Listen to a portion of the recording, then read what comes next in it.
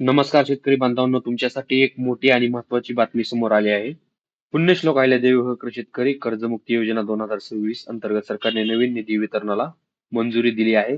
मग हा निधी किती आहे, कोणाला फायदा होणार आणि पुढे काय प्रक्रिया असेल, चला जाणून घेऊया. संपूर्ण माहिती जाणून घेण्यासाठी हा व्हिडिओ शेवटपर्यंत नक्की पहा. महाराष्ट्र शासनाच्या सहकार विभागाने 22 जुलै 2026 रोजी नवीन शासन निर्णय जारी केला आहे. या शासन निर्णयानुसार पुण्यश्लोक अहिल्यादेवी होळकर शेतकरी कर्जमुक्ती योजना 2026 साठी निधी वितरणास मान्यता देण्यात आली आहे. यापूर्वी राज्य मंत्रिमंडळाने 2 जून 2026 रोजी या योजनेला मंजुरी दिली होती आणि त्यानंतर ही योजना राज्यात लागू करण्यात आली. सर्वात महत्त्वाची बाब म्हणजे या योजनेसाठी आर्थिक वर्ष 2026-27 मध्ये तब्बल 20,552 कोटी रुपयांचा निधी मंजूर करण्यात आला आहे.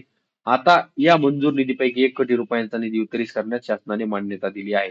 मित्रांनो, हा निधी म्हणजे कर्जमुक्ती योजनेच्या अंमलबजावणीसाठीचा प्रशासकीय आणि कार्यवाहीचा खर्च आहे.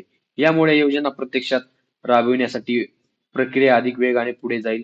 सरकारकडून कर्जमाफीची अंमलबजावणी करण्यासाठी आवश्यक निधी उपलब्ध करून देण्याची प्रक्रिया सुरू करण्यात आली आहे. यामुळे पण पात्र शेतकऱ्यांना भविष्यात कर्जमाफीचा लाभ देण्याचा मार्ग अधिक मजबूत झाला आहे. या निधीच्या खर्चावर नियंत्रण ठेवण्यासाठी जबाबदारी सहकार आयुक्त आणि निबंधक सहकारी संस्था यांच्याकडे देण्यात आली आहे. म्हणून पुढील काही दिवसांत या योजनेबाबत आणखी महत्त्वाचे अपडेट्स येण्याची शक्यता आहे.